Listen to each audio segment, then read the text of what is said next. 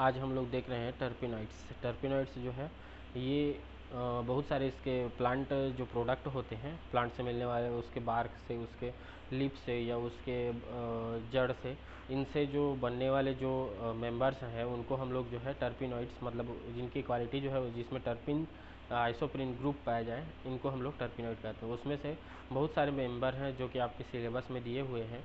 उसमें से फर्स्ट जो मेंबर है उसको हम लोग स्टडी करते चलते हैं, सभी का डिटेल स्टडी करेंगे। उसमें से फर्स्ट मेंबर है आपका सिट्रल। सिट्रल का इंट्रोडक्शन देखें तो यह जो है मोस्ट इम्पॉर्टेंट मेंबर होता है असाइक्लिक मोनोटर्पिनॉइड का।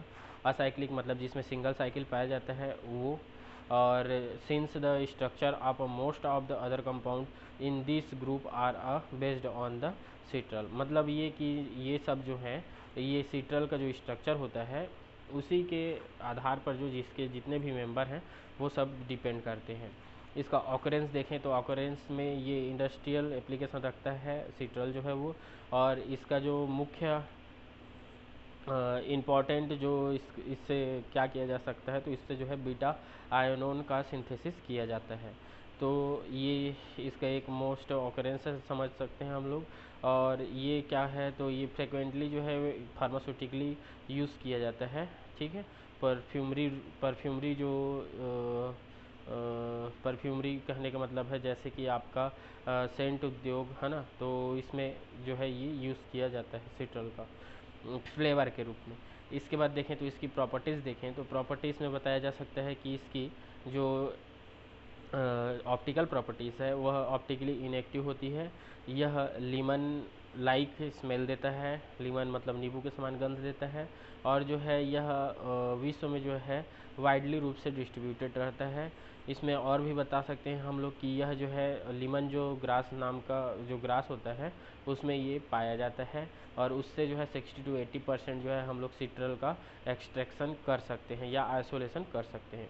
और जब इसका हम आइसोलेशन करते हैं तब यह जो है वह क्रिस्टल बाईसल्फाइड के रूप में, सिट्रल का बाईसल्फाइड के रूप में हमको प्राप्त होता है। और जब हम इस बाईसल्फाइड का हाइड्रोलिसिस कर देते हैं तो हाइड्रोलिसिस करने पर जो है हमको सिट्रल प्योर सिट्रल जो है वो प्राप्त हो जाता है। ठीक है। इसके बाद देखते हैं इसका कॉन्स्टिट्यूशन। तो कॉन्स्टिट्यूशन में हम लोग इसका देखें सबसे पहले तो इसका मॉलिक्यूलर फार्मूला। तो मॉलिक्यूलर फार्मूला के बारे में बात करें तो इसमें जो है कार्बन की संख्या जो है वो 10 होती है, हाइड्रोजन जो है 16 होती है, ऑक्सीजन की जो है वह वो 1 होती है। इसलिए इसका मॉलिक्यूलर फार्मूला हो जाता है C10H16O। इसका स्ट्रक्चर देखें तो इसका स्ट्रक्चर जो है वह असाइक्लिक होने के कारण से कुछ इस प्रकार का दिखाई देता है जो कि यहाँ पे दिखा हुआ है। और इसमें हम लोग देखें तो इसमें क्या है, तो दो डबल बॉन्ड जो है वो उपस्थित होते हैं, वो अल्टरनेशन में उपस्थित नहीं रहते हैं, आइसोप्रीन यूनिट के रूप में जो है अलग अलग जो है कंबाइंड रूप से असाइक्लिक रूप से उपस्थित रहते हैं। इसमें और देखें तो एक एल्डिहाइडिक ग्रुप जो है वो पाया जाता है। एल्डिहाइडिक ग्रुप में देखें तो एल्डिहाइडिक ग्रुप जो है वो किस प्रकार से होते हैं, तो एल्डिहाइडिक ग्रुप जो है वो ये यहाँ पे उपस्थित रहता है। ठीक है। आगे देखें, अब इसमें जो है कॉन्स्टिट्यूशन में हम लोग आगे देखते चलें तो आगे देखेंगे तो इसमें आता है हम लोग का अलग अलग देखेंगे इसमें डबल बॉन्ड की संख्या क्या है, कैसे है, इसके बारे में। तो इसमें सबसे पहले हम लोग देखने चलते हैं थर्ड पॉइंट में, फाइंडिंग अप डबल बॉन्ड्स।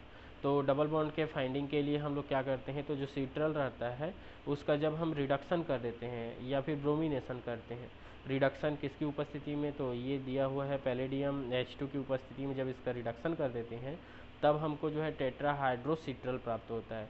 तो टेट्राहाइड्रोसिट्रल प्राप्त होता है कहने का मतलब है इसमें 4 हाइड्रोजन ऐड हो जाते हैं। और 4 हाइड्रोजन ऐड हो रहे हैं मतलब ये कि एक डबल बॉन्ड में 2 हाइड्रोजन, तो 2 डबल बॉन्ड में 4 हाइड्रोजन। तो इससे हम लोग कंफर्म कर सकते हैं कि जो है इसमें 2 डबल बॉन्ड की उपस्थिति होती है।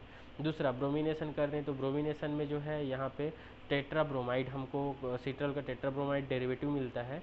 तो टेट्राब्रोमाइड डेरिवेटिव भी उसी के कारण मिलता है क्योंकि उसमें 2 डबल बॉन्ड होते हैं और दोनों डबल बॉन्ड जो है वो वहाँ से डबल बॉन्ड जो है वो रिप्लेस हो जाते हैं। रिप्लेस होकर के जो हम लोग का ब्रोमीन है वो वहाँ पे सब्स्टिट्यूट हो जाता है। तो इससे भी हम लोग कंफर्म कर सकते हैं। अब इसका देखते हैं हम लोग फंक्शनल ग्रुप। तो फोर्थ पॉइंट में हम लोग जो है इसके फंक्शनल ग्रुप का डिटेक्शन देखें तो फंक्शनल ग्रुप के डिटेक्शन में हम लोग देख सकते हैं इसमें तो जो हम लोग का सिट्रल होता है, सिट्रल का हम लोग दो प्रोसेस कर देते हैं इस पर, एक तो रिडक्शन, दूसरा ऑक्सीडेशन। तो जब हम इसका रिडक्शन करते हैं, सोडियम रिडक्शन कर दें किसकी उपस्थिति में, तो सोडियम और मरकरी की उपस्थिति में, इस प्रकार से। तो रिडक्शन करने पर जो है हमको क्या मिलता है, तो हमको जो है जीरोनियल जो है जीरोनॉल प्राप्त होता है। ऑल ऑल जो है वो इंडिकेट करता है अल्कोहल ग्रुप को, ऑल जो है वो इंडिकेट करता है अल्कोहल ग्रुप को, और अल्कोहल ग्रुप बन रहा है। तो ये देखें, हम लोग सिंपल सा कॉन्सेप्ट जान रहे हैं कि जब हाइड्रोकार्बन में एल्डिहाइड का या कीटोन का जब हम रिडक्शन करते हैं, तो रिडक्शन करने पर हमको क्या मिलता है, अल्कोहल प्राप्त होता है। तो इससे यह कंफर्म हो जाता है कि ये इस प्रकार से जो है पाया जाता है। दूसरा, हम लोग रिडक्शन से हमको जो है अल्कोहल प्राप्त होता है, इसका मतलब ये यहाँ से प्रूव हो जाता है कि इसमें जो फंक्शनल ग्रुप की उपस्थिति है वो एल्डिहाइड की होगी। दूसरा ये कि जब इसका हम लोग ऑक्सीडेशन कर देते हैं, ऑक्सीडेशन Ag2O की उपस्थिति में, सिल्वर ऑक्साइड की उपस्थिति में, तब यह जो है जीरेनोइक एसिड देता है। और जीरेनोइक एसिड दे रहा है मतलब इसमें जो फंक्शनल ग्रुप हमको मिल रहा है वो कार्बोक्सिलिक फंक्शनल ग्रुप है, और कार्बोक्सिलिक फंक्शनल ग्रुप है। तो इसका मतलब है कि यहाँ से भी कंफर्म हम कर सकते हैं कि जो सिट्रल होगा, सिट्रल में एल्डिहाइडिक ग्रुप जो है वो उपस्थित होगा। तो इस बेसिस पर हम लोग सिंपल से इसको जो है बता सकते हैं कि इसमें जो है एल्डिहाइड ग्रुप जो है वो उपस्थित होगा। दूसरा, इसमें आइडेंटिफिकेशन देखें तो जब इसका हम लोग रिड्यूस का इसको जब रिएक्शन करा देते हैं ऑक्जिम या फिर फेलिंग सॉल्यूशन के साथ, तो जो है यह क्या हो जाता है, तो यह फेलिंग सॉल्यूशन पता ही है आपको, एल्डिहाइडिक ग्रुप के लिए कन्फर्मेशनल टेस्ट देता है।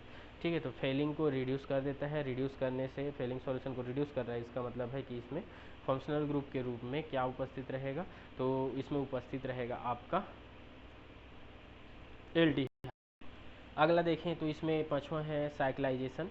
तो साइक्लाइजेशन में इसमें जो है हम क्या कर सकते हैं, तो जब इसका हम लोग इसमें हम लोग को पता हो गया कि इसमें दो डबल बॉन्ड होते हैं, इसमें एक एल्डिहाइडिक ग्रुप होता है, और इसलिए इसका जो सिट्रल का जो फार्मूला होता है C10H16O होता है।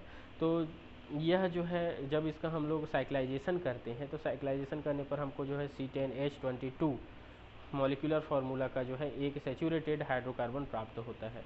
तो और सेचूरेटेड हाइड्रोकार्बन प्राप्त हो रहा है, और यह जो C10H22 जो है वह किस फार्मूला को लागू कर रहा है, तो वो लागू करता है CnH2n+2 फार्मूला को लागू करता है। ये CnH2n2 फार्मूला को लागू करता है, जो कि एक एल्केन का फार्मूला होता है। एल्केन में क्या होता है, तो यह जो है असाइक्लिक होता है, असाइक्लिक होने के कारण से इस प्रकार असाइक्लिक होता है। तो इससे हम लोग इस साइक्लाइजेशन प्रोसेस से यह भी सिद्ध कर सकते हैं कि जो हमारा सिट्रल है, सिट्रल जो है वह क्या होता है, तो असाइक्लिक कंपाउंड के रूप में हमको मिलता है। तो इस प्रकार से हम लोग जो है इसके साइक्लाइजेशन का भी आइडेंटिफिकेशन कर सकते हैं। अब इसमें आगे देखें तो इसमें जो है आगे हम लोग इसके कार्बन स्केलेटन के बारे में बात करें तो इसका जो है हम लोग क्या बोल सकते हैं, तो इसका कार्बन स्केलेटन के बारे में क्या कर सकते हैं इसको, तो जब इसको हीट कर दिया जाता है पोटेशियम हाइड्रोजन सल्फेट के साथ में, तब जो है ये एक जो एरोमेटिक कंपाउंड देता है जो कि पी साइमिन के नाम से जाना जाता है। पी साइमिन जो होता है वह एक एरोमेटिक कंपाउंड है, और उसका स्ट्रक्चर जो है वो कुछ इस प्रकार से हमको दिखाई पड़ता है। तो ये जो है पी साइमिन एरोमेटिक कंपाउंड है, और इससे जो है ये पता चल जाता है कि इसका कार्बन स्केलेटन जो है वह साइक्लिक नहीं होगा, लेकिन जो है यह लगभग रिंग जैसा स्ट्रक्चर में होता है। इसलिए हम लोग इससे रिलेट कर सकते हैं कि इसमें जो एल्किल ग्रुप है वाइज अ मेथिल होगा, और आइसोप्रोपिल आर अ स्टेब्लिश्ड। तो इससे जो है हमको ये पता चल जाता है कि इसका जो नॉर्मल सा जो कार्बन स्केलेटन होता है, वो नॉर्मल सा कार्बन स्केलेटन इस प्रकार से हमको जो है आइडेंटिफाइड हो जाता है इस स्ट्रक्चर से। ठीक है, क्योंकि पैरासाइमिन का स्ट्रक्चर ये होता है, पी साइमिन का स्ट्रक्चर ये होता है, तो इसके बेसिस पर हम लोग जो है इसका रिलेशन यहाँ पे बता सकते हैं। ठीक है, तो इस प्रकार से हम लोग बोल सकते हैं कि इसका जो सिट्रल का जो कार्बन स्केलेटन है वो कुछ इस प्रकार का स्ट्रक्चर में दिखेगा, इस प्रकार के स्ट्रक्चर में दिखेगा।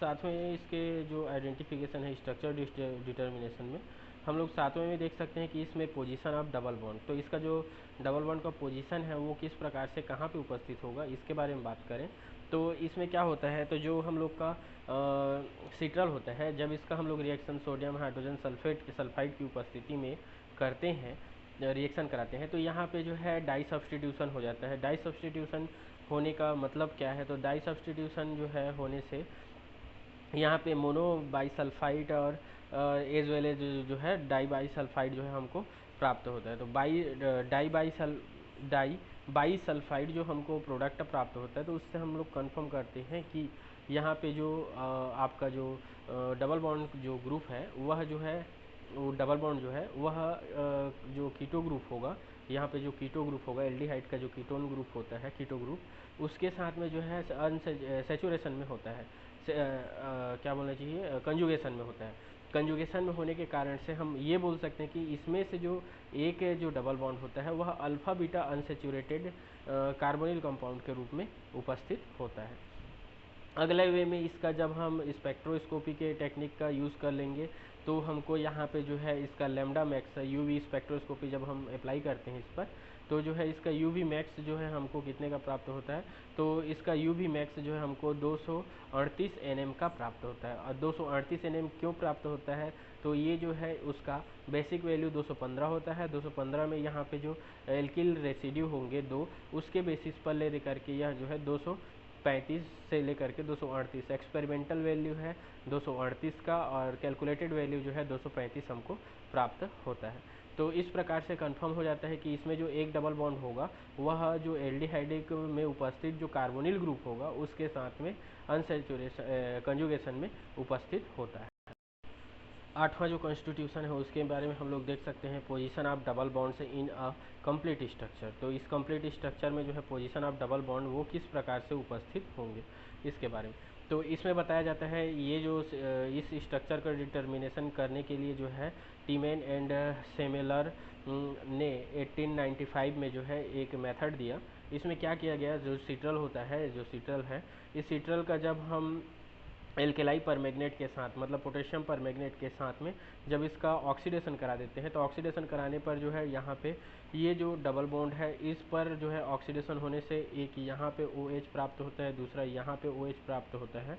वैसे ही देखें तो यहाँ पे और ऑक्सीडेशन, ये डबल बॉन्ड है, ये वाले डबल बॉन्ड पर एक ऑक्सीडेशन नीचे, तो एल्कोहल ग्रुप यहाँ भी आ जाता है और हाइड्रोक्सी ग्रुप यहाँ भी आ जाता है। तो इस प्रकार से जो है यहाँ पे जो है हमको क्या मिलता है, तो इस प्रकार से यहाँ पे एक नॉर्मली हम देखें तो इस प्रकार का हमको इंटरमीडिएट जो है इससे प्राप्त होता है। और ये जो इंटरमीडिएट है इसमें क्या हो जाता है, तो अब इसमें जब हम क्रोमिक ऑक्साइड का जब हम रिएक्शन करा देते हैं, क्रोमियम ऑक्साइड या क्रोमिक ऑक्साइड जिसको बोला जाता है, तब जो है यहाँ पे ये जो स्ट्रक्चर होता है इस स्ट्रक्चर में ब्रेक होने लगता है। एक पहला तो यहाँ पे ब्रेक हो जाता है, दूसरा यहाँ पे ब्रेक हो जाता है। तो इसमें जो है इससे हमको तीन टाइप के जो स्ट्रक्चर प्राप्त हो जाते हैं। नीचे वाला जो स्ट्रक्चर है ये वाला, वो जो है एसीटोन बना करके अलग हो जाता है। उसके बाद देखें तो ये वाला जो स्ट्रक्चर है ये वाला, यह स्ट्रक्चर जो है वह ऑक्जेलिक एसिड बना करके अलग हो जाता है, और इसके पीछे जो बचा हुआ स्ट्रक्चर है वह जो है लेवलिक एसिड बनाता है। और लेवलिक एसिड किस प्रकार से होता है, तो इस प्रकार से देखने को हमको मिलता है। तो इससे ये भी कंफर्म हो जाता है कि इसका जो स्ट्रक्चर है जिसमें हम लोग देखें कि दो डबल बॉन्ड पाया जाता है, एक एल्डिहाइडिक ग्रुप पाया जाता है, उनका जो अरेंजमेंट है वह लगभग किसके जैसा होगा, तो वह जो है लगभग इसके जैसा अरेंजमेंट में पाया जाता है। तो यहाँ से हम लोग कंफर्म कर लेते हैं कि इसका जो स्ट्रक्चर है वह जो है वह यही ही होगा। तो इस प्रकार का स्ट्रक्चर जो है सीट्रल में देखने को मिलता है। यही चीज़ आगे जो है अब दूसरे साइंटिस्ट जो थे वो दिए थे, वेरलिस नामक जो साइंटिस्ट थे, उन्होंने 1897 में इन्होंने क्या किया था, तो इन्होंने ओजोनोलाइसिस करके इस प्रोडक्ट का फॉर्मेशन किया था। तो इनके रिएक्शन को भी हम लोग थोड़ा सा स्टडी कर लेते हैं।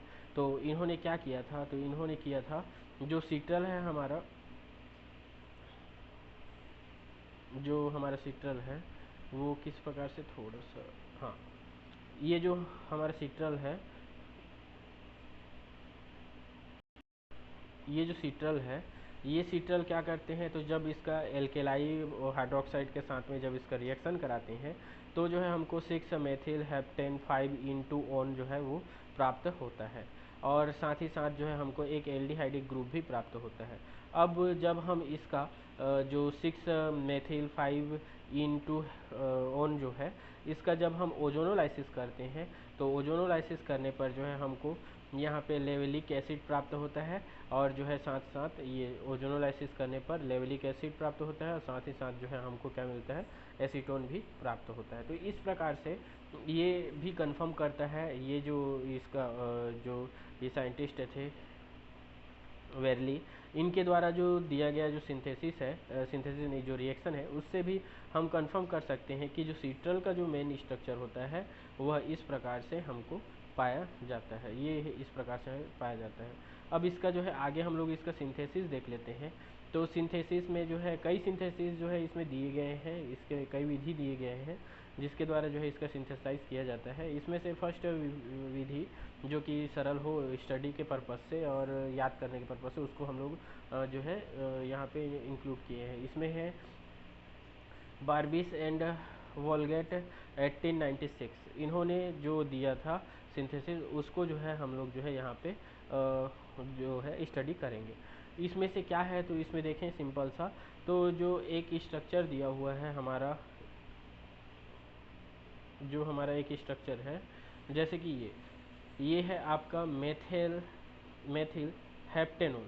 मेथिल हेप्टेनोन जो है, इसका जब हम रिएक्शन किसके साथ करा देते हैं, तो एथिल आयोडेट के साथ में रिएक्शन करा देते हैं, जिंक की उपस्थिति में रिफॉर्मेस्टिकी रिएक्शन करा देते हैं, रिफॉर्मेस्टिकी। ठीक है, तो रिफॉर्मेस्टिकी के बारे में आप लोग जान ही रहे हैं। ठीक है, तो इस प्रकार से जब इसका हम लोग रिएक्शन करा देते हैं, तो रिएक्शन कराने पर जो है हमको जेरेनिक एसिड, जेरेनिक एस्टर प्राप्त होता है। जेरेनिक एस्टर ये हम लोग का इसका स्ट्रक्चर है जेरेनिक एस्टर का, वो इस प्रकार का हमको प्राप्त हो जाता है।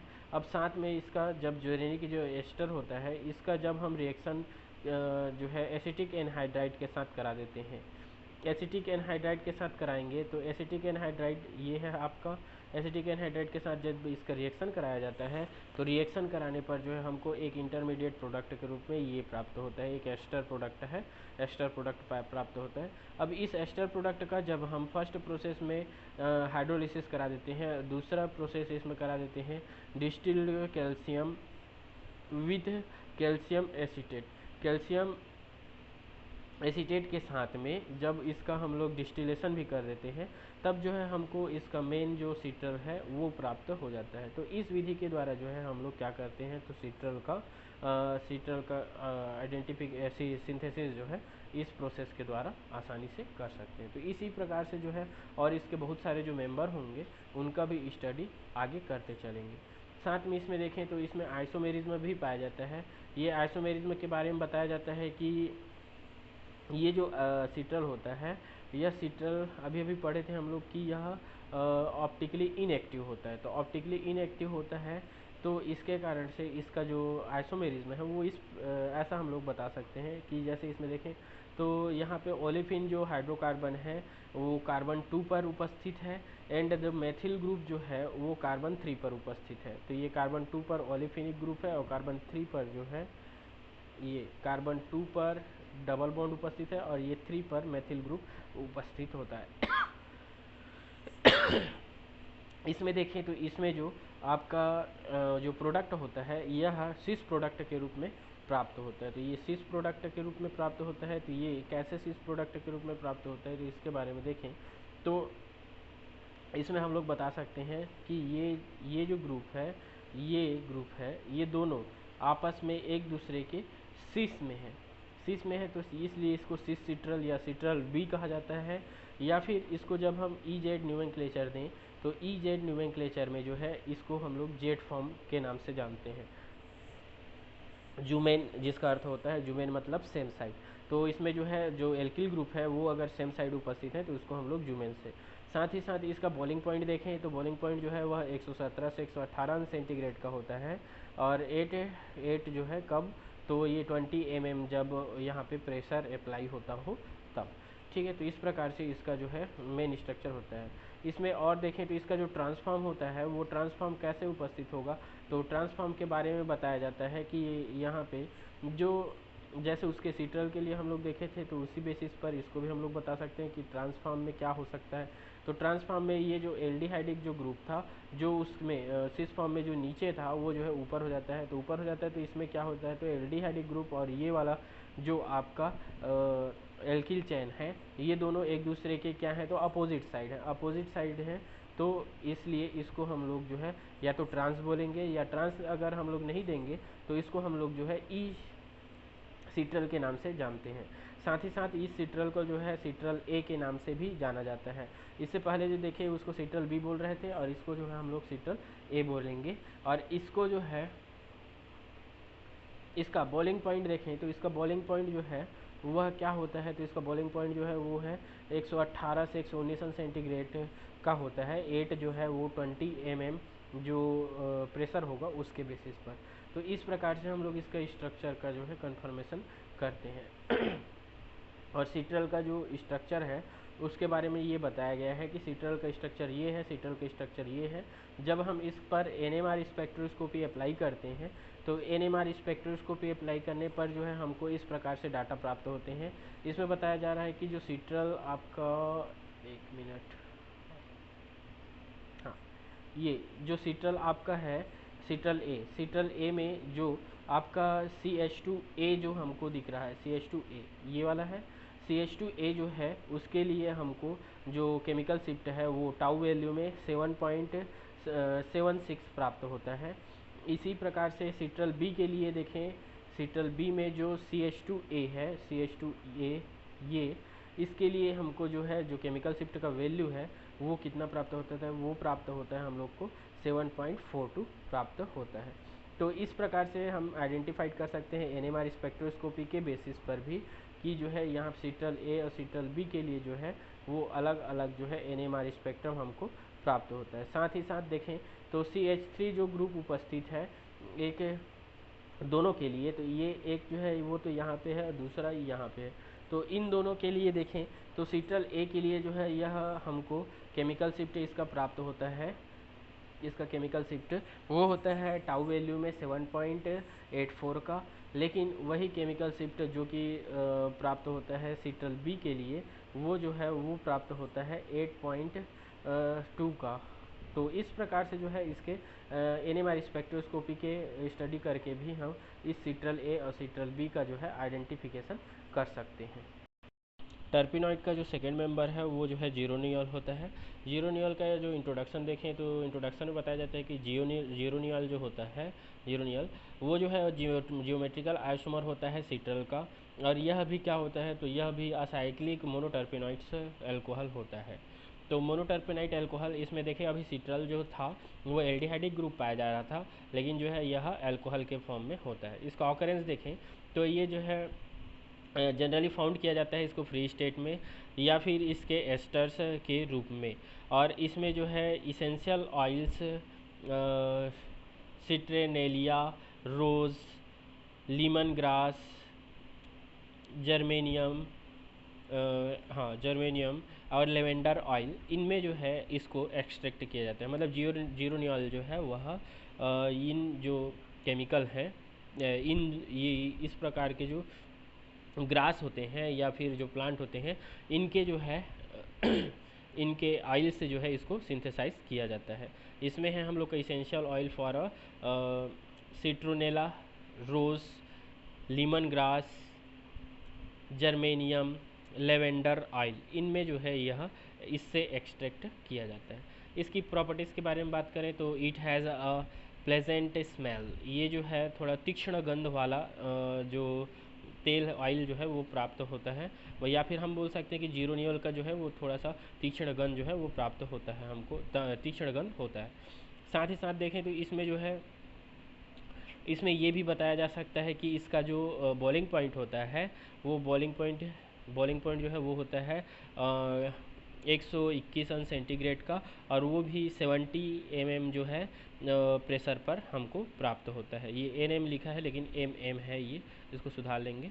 इसमें इसके आगे देखें तो इसमें जो है ये प्यूरिफाइड किया जाता है इसको, और प्यूरिफाइड करने के बाद जो है इसको क्रिस्टल के रूप में क्रिस्टल के रूप में जो इसको एक्सट्रैक्ट किया जाता है, और वो भी कैल्शियम क्लोराइड के द्वारा जो है इसको क्रिस्टलाइज किया जाता है। इसमें देखें तो इसका जो कॉन्स्टिट्यूशन है, तो कॉन्स्टिट्यूशन के बारे में बात करें तो कॉन्स्टिट्यूशन में हम बोल सकते हैं इसका सबसे पहले देख लेते हैं मॉलिक्यूलर फार्मूला। तो मॉलिक्यूलर फार्मूला जो है वो C10H18O होता है, और इसको जो है स्पेक्ट्रोस्कोपी टेक्निक जैसे कि मास स्पेक्ट्रोस्कोपी भी हम लोग पढ़ते हैं, मॉलिक्यूलर वेट डिटर्मिनेशन, ठीक है। तो ये मास स्पेक्ट्रोस्कोपी के द्वारा जो है इसको हम लोग डिटरमाइन कर सकते हैं, या फिर इसेंशियल एलिमेंट एनालिसिस के द्वारा जो है एक्सरे डिफ्रैक्शन हो, चाहे ये न्यूट्रॉन डिफ्रैक्शन हो, इसके द्वारा जो है हम लोग इसका मॉलिक्यूलर फार्मूला आइडेंटिफाई कर सकते हैं, जो कि होता है C10H18O। आगे देखते हैं इसका सेकेंड, तो by the routine test. Routine test में वही है, डबल बॉन्ड जो है उसका आइडेंटिफिकेशन, फंक्शनल ग्रुप का आइडेंटिफिकेशन करते हैं, ये है। तो इसमें सबसे पहले रूटीन टेस्ट करें, तो रूटीन टेस्ट में वही है, प्रेजेंस ऑफ डबल बॉन्ड के बारे में देखें। तो प्रेजेंस ऑफ डबल बॉन्ड के लिए क्या करते हैं, तो जो हम लोग का जीरो नियोल होता है, इस जीरो नियोल का जो है जब हम क्या कर देते हैं, तो इसका रिडक्शन कर देते हैं निकिल हाइड्रोजन की उपस्थिति में, तो जो है रेनी निकिल की उपस्थिति में या निकिल मेटल की उपस्थिति में, तब जो है हमको यहाँ पे टेट्राहाइड्रोजीरोनियल प्राप्त होता है। टेट्राहाइड्रोजीरोनियल प्राप्त होने से क्या कंफर्म होता है, तो इससे पता चलता है कि इस पर जो है दो डबल बॉन्ड की उपस्थिति होगी, तभी जो है यहाँ पे 4 हाइड्रोजन ग्रुप जो है आकर के जुड़ रहे हैं। इसके अलावा जब इसका हम ब्रोमिनेशन कर दें, तो ब्रोमिनेशन कर देंगे तो क्या हो जाता है, तो इसमें टेट्राब्रोमोजीरोनियल प्राप्त होता है, और टेट्राब्रोमोजीरोनियल भी इंडिकेट करता है कि इस पर जो है दो डबल बॉन्ड की उपस्थिति है।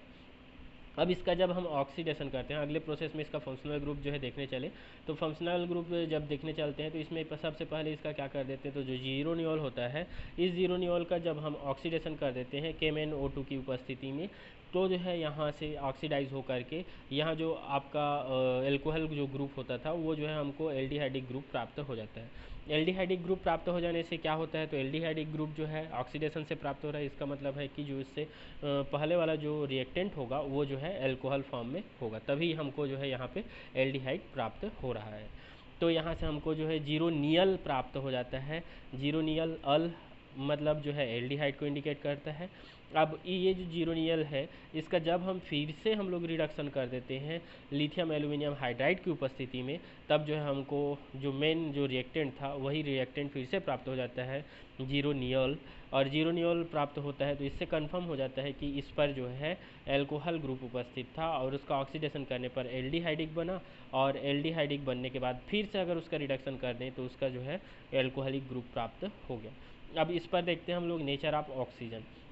नेचर ऑफ ऑक्सीजन देखें तो इसमें बोल रहा है कि इसका जब हम सेरिक अमोनियम नाइट्रेट के साथ जो है इसका रिडक्शन करा देते हैं, रिएक्शन करा देते हैं, रिएक्शन कराने पर जो है हमको रेड कलर प्राप्त हो जाता है। तो यहाँ से हम लोग कलर टेस्ट भी हमको यहाँ से देख सकते हैं। तो कलर टेस्ट से भी कंफर्म हो जाता है कि यहाँ पे जो ऑक्सीजन है वह एल्कोहलिक ऑक्सीजन है या हाइड्रोक्सी ऑक्सीजन होने के कारण से वह सेरिक अमोनियम नाइट्रेट के साथ में रेड कलर का सॉल्यूशन देता है। तो इससे हम लोग को पता चल गया कि यहाँ जो उपस्थित ऑक्सीजन होगा वो कैसा होगा, तो हाइड्रोक्सिल ऑक्सीजन होगा। इसके अलावा देखें तो जीरो नियोल फ्रॉम एसीटेट के साथ जब इसका रिएक्शन करा देते हैं तो विथ एसिटिक एनहाइड्राइड और पिरिडीन की उपस्थिति में एट अ रूम टेम्परेचर, तब भी यहाँ पे जीरो नियोल जो है आसानी से रिएक्शन कर जाता है। और आसानी से रिएक्शन कर जाता है, इससे कंफर्म हो जाता है कि जो इस पर उपस्थित जो ऑक्सीजन है वह ऑक्सीजन कैसा होगा, तो वह ऑक्सीजन जो है वह एल्कोहलिक ऑक्सीजन के रूप में होता है। अब जीरो नियोल का जो है सिंथेसिस देख लेते हैं। तो इसका जो सिंथेसिस है वो ये जो फर्स्ट में लिखा हुआ है ये बहुत जो है लेंदी है, और लेंदी होने के कारण से थोड़ा सा इसको जो है पॉइंट वाइज जो है हम लोग याद रखेंगे तो भी अच्छा रहेगा हमारी स्टडी के लिए। इसमें जो है क्या करते हैं हम लोग, तो इसमें जो है मेन रिएक्टेंट के रूप में हम लोग लेते हैं एथिल एसीटो एसीटेट को। एथिल एसीटो एसीटेट, ये है आपका एथिल एसीटो एसीटेट। इसको जो है यह इनोलेट जो है देता है, इनोलेट देता है किसकी उपस्थिति में, तो ये जो है LAD एक बेस होता है, इसकी उपस्थिति में जो है यह इनोलेट का फॉर्मेशन करता है। और ये जो इनोलेट है यहाँ पे ये हमको इंटरमीडिएट प्राप्त हो गया। और ये इंटरमीडिएट से हम क्या कर सकते हैं, तो इसका जब फिर से हम लोग सेकेंड प्रोसेस में एलिल ब्रोमाइड, ये आपका एलिल ब्रोमाइड है सेकेंड में, एलिल ब्रोमाइड के साथ जब इसका इस इंटरमीडिएट का रिएक्शन कराया जाता है, तो रिएक्शन कराने पर क्या होता है, तो ब्रोमीन जो है वह लिथियम के साथ में यहाँ से रिमूव हो जाता है, और यह जो ग्रुप है ये वाला ग्रुप ये आकर के इस ऑक्सीजन के साथ एज ए न्यूक्लियोफाइल जो है ऐड हो जाता है। तो ये इस प्रकार से ऐड होने से जो है हमको जो है एक इस प्रकार का इंटरमीडिएट प्राप्त हो जाता है। ये जो नीचे दिख रहा है आपको, ये जो दिख रहा है ऐसा इंटरमीडिएट हमको प्राप्त हो जाता है। अब ये तीसरे प्रोसेस में जो है इसको एलिल विनाइल एस्टर गिव्स और क्लेजन रीअरेंजमेंट, इसका जो है हम लोग 3+3 क्लेजन रीअरेंजमेंट करा देते हैं इस जो रिएक्टेंट है इसका जो है क्लेजन रीअरेंजमेंट करा देते हैं 3+3 सिग्माट्रोपिक रीअरेंजमेंट, और हीट दिख रहा है थर्मल की उपस्थिति में, तब जो है ये रिएक्शन रीअरेंजमेंट कराने पर ये दिख रहा है आपको क्या हुआ, तो ये जो डबल बॉन्ड है वो यहाँ शिफ्ट हो गया है, रेड में दिख रहा है, और ये डबल बॉन्ड इधर शिफ्ट हो गया और ये डबल बॉन्ड इधर शिफ्ट हो गया। तो ये इस प्रकार से हमको जो है इस प्रकार का प्रोडक्ट जो है यहाँ से प्राप्त हो जाता है, ये इस प्रकार का प्रोडक्ट प्राप्त होता है। अब ये जो प्रोडक्ट है इससे हम लोग कंफर्म कर सकते हैं कि ये थोड़ा सा जो है किस प्रकार का स्ट्रक्चर रखेगा। अब इसमें क्या करते हैं हम लोग, अब चौथे प्रोसेस में जो है हम लोग का जो एक इंटरमीडिएट मिला था ये वाला, इस इंटरमीडिएट का जब हम जो है प्रोटेक्शन ऑफ कीटोन, ये जो कीटोन ग्रुप था इसका जो है प्रोटेक्शन करने चले, ये जो कीटोन ग्रुप है हमारा, ये कीटोन ग्रुप का, तो इसको प्रोटेक्शन करने के लिए हम लोग लेते हैं टॉसिल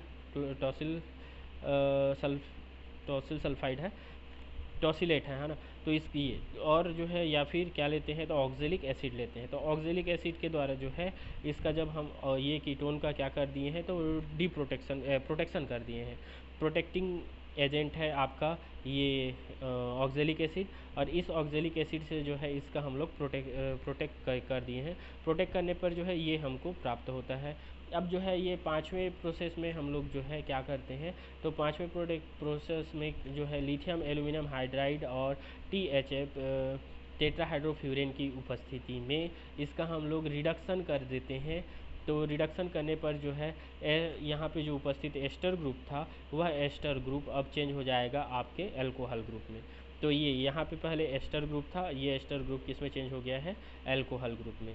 और यहाँ पे ये जो कीटोन था यह भी चेंज हो जाता, रिड्यूस हो जाता, लेकिन यहाँ पे प्रोटेक्शन कर देने के कारण से यह प्रोटेक्ट हो गया है और इसका रिडक्शन नहीं हो पाएगा, इसलिए इसका जो है प्रोटेक्शन किया गया था।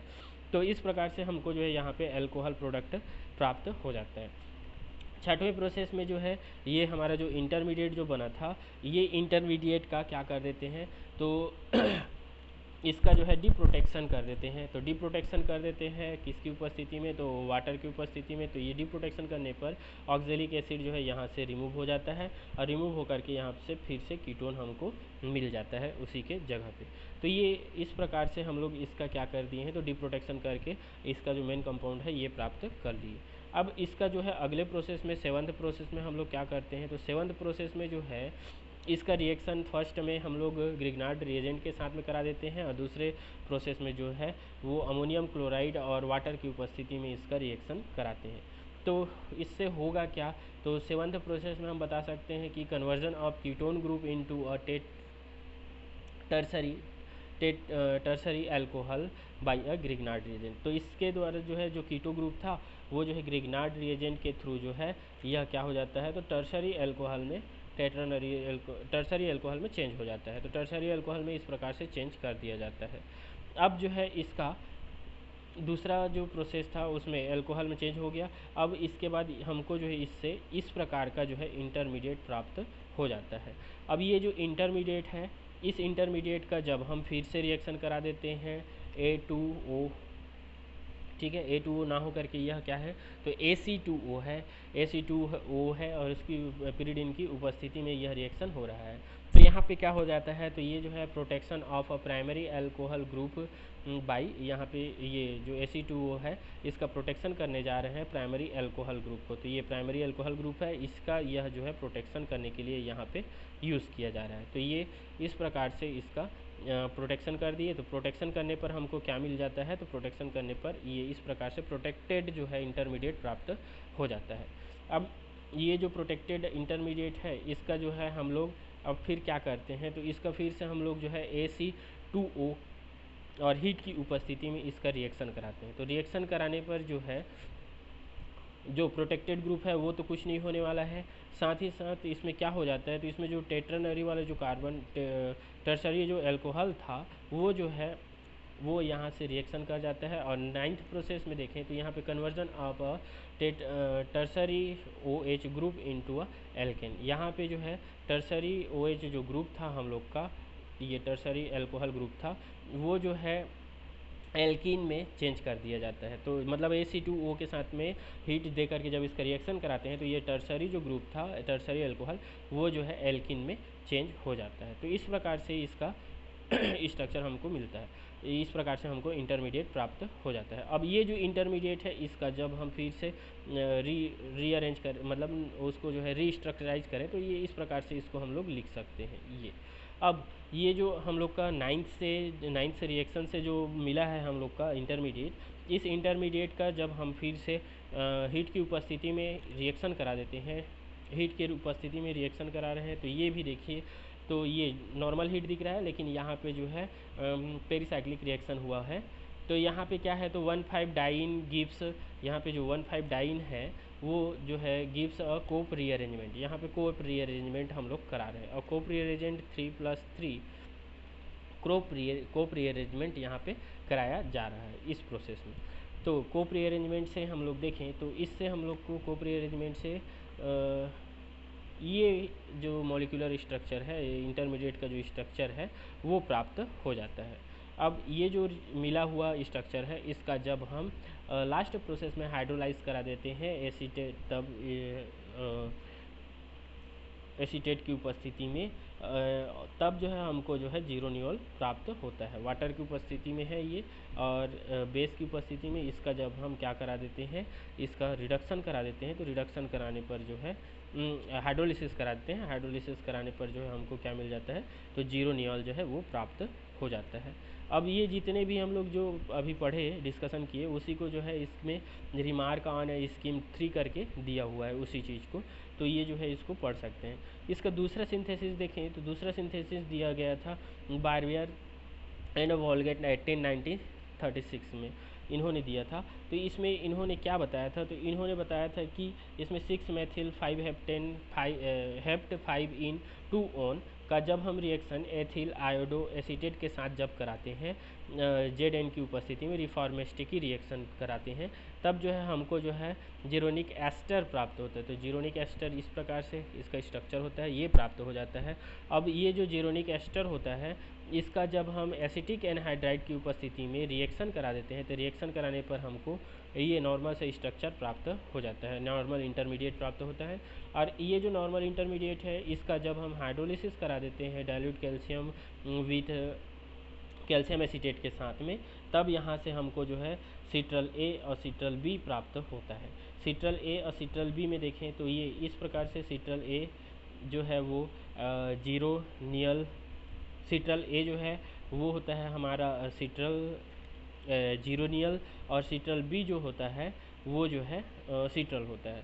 तो इस प्रकार से हमको ये दोनों प्रोडक्ट प्राप्त होते हैं। अब इसमें से जो सिट्रल ए था, जीरोनियल था, अल था AL, ये क्या है, तो एल्डिहाइडिक ग्रुप है यहाँ पे, तो इसका हम लोग को अब रिडक्शन कर देना है। रिडक्शन करने पर क्या हो जाएगा, तो ये एल्डिहाइड रिड्यूस हो करके अल्कोहल में चेंज हो जाता है। तो अल्कोहल में चेंज होने पर जो है हमको क्या प्राप्त हो जाता है, तो हमको जो है फाइनल प्रोडक्ट मिल जाता है कौन सा, जीरोनियल। तो इस विधि से भी हम लोग जो है जीरोनियल का सिंथेसिस कर सकते हैं। तो ये दूसरा मेंबर था टर्पिनॉइड्स का। तो इस प्रकार से हम लोग इसका कॉन्स्टिट्यूशन, स्ट्रक्चर, प्रॉपर्टीज़ और सिंथेसिस जो है स्टडी करेंगे। इसमें दो सिंथेसिस दिए गए हैं, इसमें से नीचे वाला जो है वो जो है छोटा है और याद रखने में सुविधा रहेगा, तो इसको याद रख लेंगे। टर्पिनॉइड का जो थर्ड मेंबर है वो जो है होता है अल्फ़ा टर्पिनॉल। अल्फ़ा टर्पिनॉल के बारे में हम लोग देखें तो ये जो है ऑप्टिकली एक्टिव कंपाउंड होता है, और ये जो है प्लस माइनस या प्लस माइनस दोनों फॉर्म में जो है ये एग्जिस्ट करता है, और ये फ्री स्टेट में भी होता है और जो है साथ ही साथ एस्टर के फॉर्म में भी ये पाया जाता है। ये क्या होता है, तो ये जो टर्पिनॉइड्स होता है अल्फ़ा टर्पिन जो टर्पिनॉइड्स हैं तो अल्फ़ा टर्पिनॉल जो होता है यह जो है डाई टर्पिनॉइड्स होता है। डाई टर्पिनॉइड्स होने के कारण से जो है अल्फ़ा टर्पिनॉल जो है वो जीरोनियल और सिट्रल की अपेक्षा जो है मोस्ट इम्पॉर्टेंट रखता है। इसमें देखें तो इसका ऑकरेंस के बारे में बताया जाता है कि इसका जो प्लस अल्फ़ा टर्पिनॉइड जो होता है वो ऑयल ऑफ पेंटिगेंस में पाया जाता है। पेंटिगेंस नामक जो पौधा होता है उसके ऑयल्स में पाया जाता है। और जो इसका माइनस नहीं, हाँ, प्लस प्लस टर्पिनॉइड्स जो है वो जो है पेंटिगेंट्स एंड जो है नेरोलिन्स जो नामक पौधा होता है उनके ऑयल्स में जो है ये पाया जाता है। साथ ही साथ इसमें देखें तो इसका जो माइनस फॉर्म होता है, माइनस अल्फा टर्पिनॉइड, ये जो है कैम्फर ऑयल में जो है प्राप्त होता है, कैम्फर ऑयल में ये प्राप्त होता है। और जो इसका प्लस और माइनस दोनों फॉर्म जो मिक्स वाले हैं, रेशमिक जो फॉर्म है, ये रेशमिक फॉर्म जो है वो जो है काजू नट में पाया जाता है, काजू नट में पाया जाता है। तो इस प्रकार से जो है हम लोग इसका ऑकरेंस को देख सकते हैं। इसमें देखें तो इसका प्रॉपर्टीज़ भी बताया गया है कि इसकी प्रॉपर्टीज़ किस प्रकार की कैसी होती है। तो इसमें बताया जाता है कि ये जो है ऑप्टिकली एक्टिव होते हैं, क्रिस्टल सॉलिड होते हैं, ठीक है, क्रिस्टल सॉलिड के रूप में होंगे। साथ ही साथ ये जो है एल्कोहलिक फॉर्म में होंगे, और एल्कोहलिक फॉर्म में होंगे तो इसका जो मेल्टिंग पॉइंट है वो मेल्टिंग पॉइंट जो है वो 37 to 38 अंश सेंटीग्रेड पर इसका मेल्टिंग पॉइंट जो है वो दर्ज किया गया है। इसके बाद है बॉइलिंग पॉइंट देखें तो इसका बॉइलिंग पॉइंट जो है वो 220 अंश सेंटीग्रेड होता है। अब इसके अलावा इसमें भी और बताया जाता है कि अल्फ़ा टर्पिनॉल जो है वो smell like the blossom of a lilac, इसका जो स्मेल होता है वो जो है लीलैक लाइक ब्लॉसम, इसमें ब्लॉसम ऑफ लीलैक लाइक इसका जो स्मेल जो है वो पाया जाता है। इसमें आगे देखें तो ये जो यूज़ किया जाता है इसका परफ्यूम बनाने में इसका जो है यूज़ किया जाता है। इसके बाद इसका बोल रहा है कि इसका जो डेंट्यूरिंग फैट्स इन अ सॉप मैन्युफैक्चरिंग, मतलब ये जो इसका यूज़ जो है वो सॉप मैन्युफैक्चरिंग में भी इसमें फ्लेवर डालने के लिए जो है यूज़ किया जाता है। इसका स्ट्रक्चर देखें तो इसका स्ट्रक्चर जो है वह इस प्रकार का होता है, यह मोनोसाइक्लिक स्ट्रक्चर में होते हैं। इसमें जो है एल्कोहल फॉर्म में जो OH ग्रुप है वो भी उपस्थित रहता है। अब इसमें ये बताया गया है कि इसका स्पेक्ट्रोस्कोपिक जो है डाटा इसका दिया गया है हाइड्रोजन के बेसिस पर। यहाँ पे देखें तो एस जो है वो सिंगलेट को दिखाता है, टी जो है वो ट्रिपलेट को दिखाता है, एम जो है वो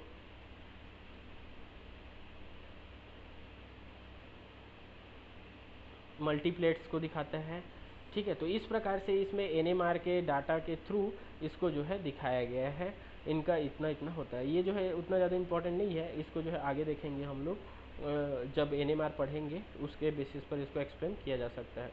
अब इसका कॉन्स्टिट्यूशन देखने चले तो कॉन्स्टिट्यूशन में अल्फा टर्पिनॉल का सबसे पहले हम लोग मॉलिक्यूलर डिटर्मिनेशन में चले जाते हैं, मॉलिक्यूलर फार्मूला डिटर्मिनेशन में। तो इसका मॉलिक्यूलर फार्मूला होता है C10H18O, ये इसका मॉलिक्यूलर फार्मूला देखने को मिलता है। इसमें मॉलिक्यूलर वेट डिटर्मिनेशन और जो है एलिमेंटल एनालिसिस के द्वारा जो है इसको हम लोग क्या करते हैं तो इसको आइडेंटिफाई कर सकते हैं। अब इसमें देखते हैं फाइंडिंग ऑफ डबल बॉन्ड।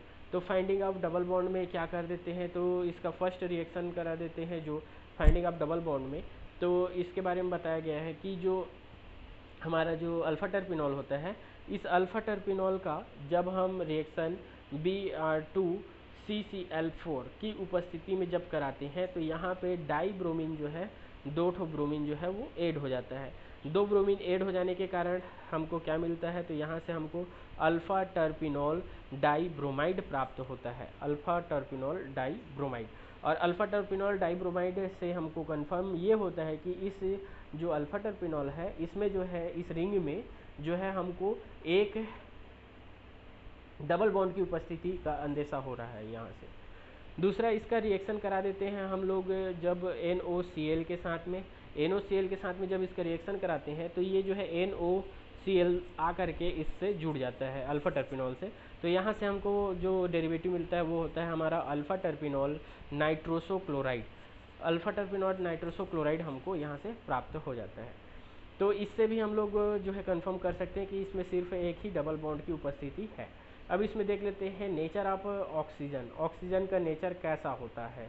तो ऑक्सीजन का इसमें देखें अल्फ़ा टर्पिनॉल से जब हम ये NOCl का रिएक्शन जब किए हुए हैं तो उससे जो है हमको पैरा नाइट्रोफेनिल यूरेथेन जो है डेरिवेटिव प्राप्त होता है। तो यहाँ पे जो पैरा नाइट्रोफेनिल जो आइसोसाइनेट है आइसोसाइनाइड के साथ जब रिएक्शन करा देते हैं पैरा नाइट्रोफेनिल आइसोसाइनाइड के साथ में जब अल्फा टर्पिनॉल का रिएक्शन करा देते हैं, तब हमको क्या मिलता है, तो मिलता है हमको पैरा नाइट्रोफेनिल यूरेथेन डेरिवेटिव प्राप्त होता है। तो यहाँ पर जो उपस्थित जो ग्रुप होता है वो OH ग्रुप के रूप में उपस्थित रहता है, हाइड्रोक्सी ग्रुप के रूप में उपस्थित रहता है। तो हम इसे बता सकते हैं इस रिएक्शन से कि जो पैरानाइट्रोफेनिल यूरेथेन डेरिवेटिव में जो OH है वो OH जो है वह एल्कोहलिक OH होता है। अब इस एल्कोहलिक OH ग्रुप को हम लोग जो है सेरिक अमोनियम नाइट्रेट के साथ में जब इसका हम लोग रिएक्शन करा देते हैं, तो सेरिक अमोनियम नाइट्रेट के साथ में जब इसका रिएक्शन कराने पर हमको रेड कलर प्राप्त होता है। तो इससे पहले भी हम लोग पढ़े हैं कि रेड कलर कब प्राप्त होता है, तो अगर वह एल्कोहलिक ग्रुप वाला ऑक्सीजन उपस्थित है तब जो है हमको सेरिक अमोनियम नाइट्रेट के साथ में रेड कलर प्राप्त होगा। साथ ही साथ देखें इसमें, तो इसमें और है alpha terpineol does not form acetate with AC2OPy at room temperature. Room temperature पर जो है अल्फा टर्पिनॉल जो है वह एसीटेट का फॉर्मेशन नहीं करता है, और एसीटेट का फॉर्मेशन नहीं करता है तो यह शो करता है कि OH जो है वह टर्सरी नेचर का है। तो इससे हमको ये भी पता चल गया कि उस पर जो उपस्थित OH ग्रुप जो है O जो है वह एल्कोहलिक ग्रुप के रूप में उपस्थित है। साथ ही साथ में जब इससे Ac2O पिरिडिन की उपस्थिति में जब इसका रिएक्शन करा दिए तो उससे हमको पता चल गया कि जो OH है वह कैसा है, तो वह टर्सरी नेचर का है। तो इससे हम लोग कंफर्म ये कर सकते हैं इतना, और ये कंफर्म करने से हमको पता चल गया कि ये इस प्रकार की स्ट्रक्चर दे सकते हैं। अब देखते हैं नेचर ऑफ टर्पिनॉइड्स। तो नेचर ऑफ टर्पिनॉइड्स में हम लोग यहाँ पे क्या बता सकते हैं, तो ये बताया जा सकता है कि इसमें इसका मॉलिक्यूलर फार्मूला जो होता है वो तो देख ही लिए थे हम लोग, C10H18O होता है, और इसमें एक डबल बॉन्ड की उपस्थिति है। तो एक डबल बॉन्ड की उपस्थिति है मतलब उसमें 2 हाइड्रोजन ऐड हो सकता है, एंड 1 हाइड्रोक्सी ग्रुप भी उपस्थित है ना। तो इसमें जो है हम लोग इसको देखें तो इस प्रकार से कर सकते हैं। तो इसमें पेरेंट स्ट्रक्चर देखेंगे तो हाइड्रोकार्बन जो है वो कोरस्पाइंड कर सकते हैं अल्फा टर्पिनॉइड के बेसिस पर, तो वो क्या हो सकता है, तो C10H20 कॉन्फ़िगरेशन में ये होगा।